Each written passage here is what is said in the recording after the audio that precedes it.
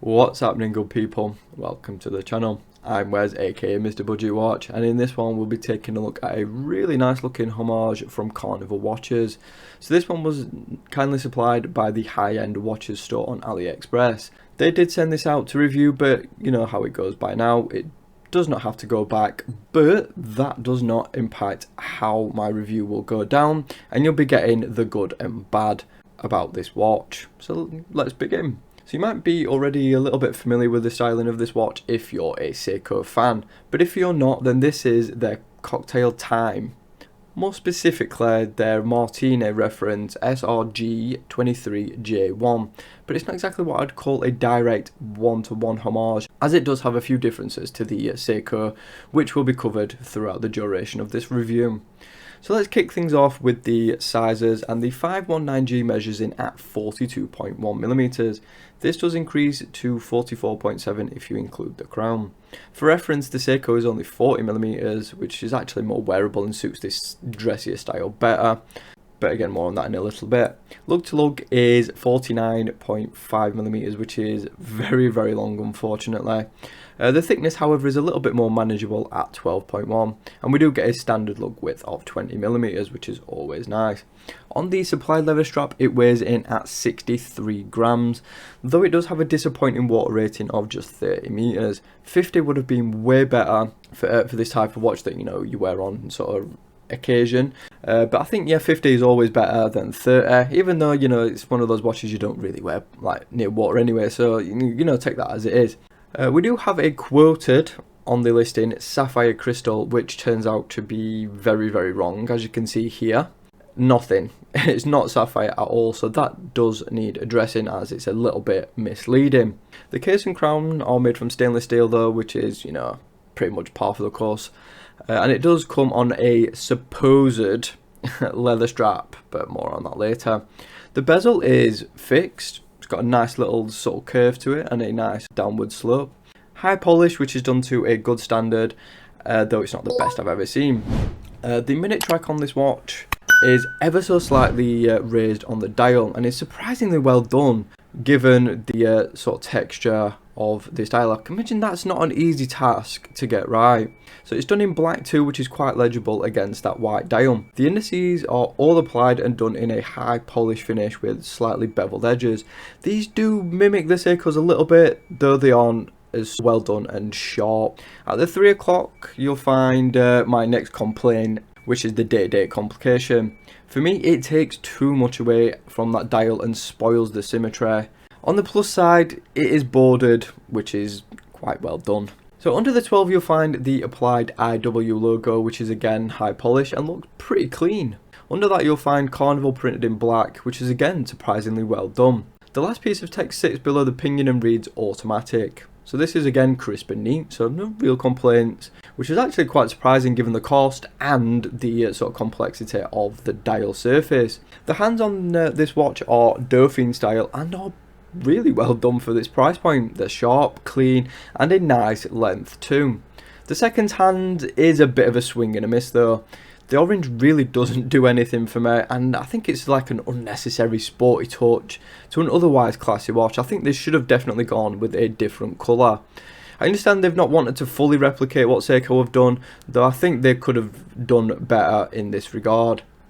Plus, it's a little too short as well and could have been a little bit longer.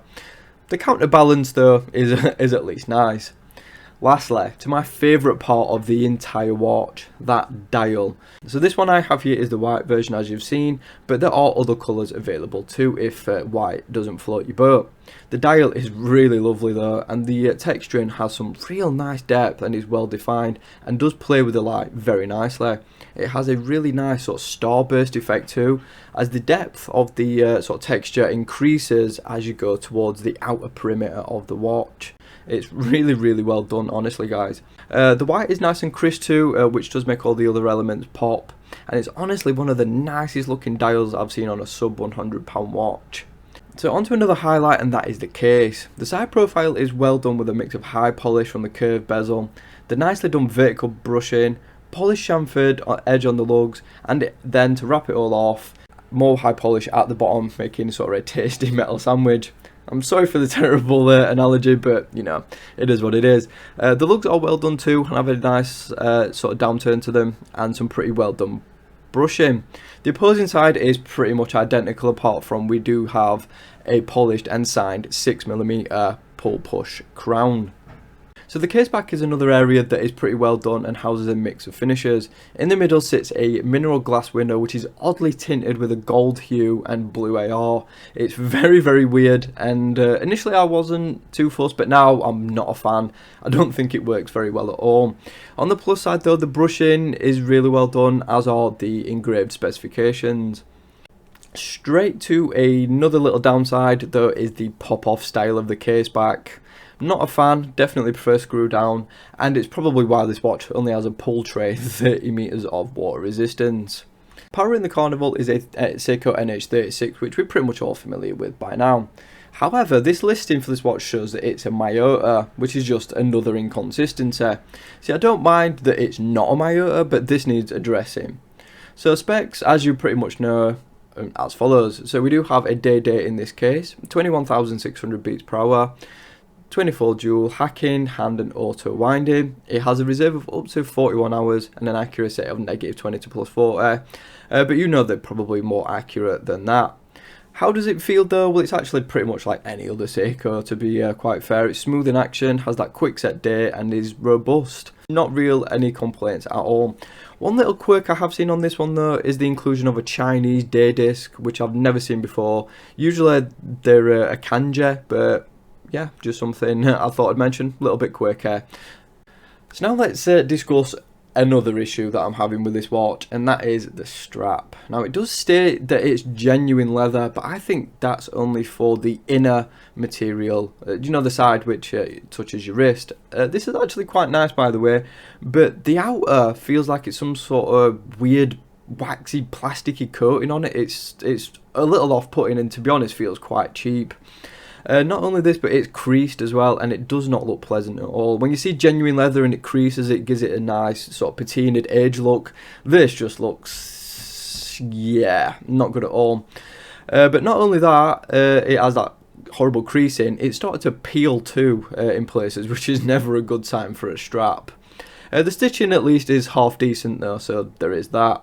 The shorter side has two keepers, one fixed and one floating, again made from this wax plastic stuff and aren't great. The buckle though is, you know, it's okay, it's high polished, stainless steel, a little cookie cutter, but you know, not terrible. On wrist, it's not great either, the strap being the culprit again. It flexes reasonably, but it's by no means plush or supple. Plus it needed one extra adjustment hole for me. But then again, with the 42mm diameter, I guess this watch was probably never intended for a wrist of my size. So I can't really hold that against it. So back to the comfort, and the watch is actually not bad despite its quite large size. The profile sits okay, and the downturn lugs make it wear a little bit better than the size suggests. Though I wouldn't advise this watch for people with 6-inch wrists like myself, and I would say it's better suited to someone with slightly larger wrists. While it's not unbearable to wear, it's by no means comfortable either. But with how bad the strap quality is anyway, that would be easy fixed with a swift strap change. So for a price tag of £70, it's a mixed bag. On the plus side, we have one of the better dials I've seen at this price point. It's sharp, clean and really well done. The case is another highlight with its solid finishing and quality throughout.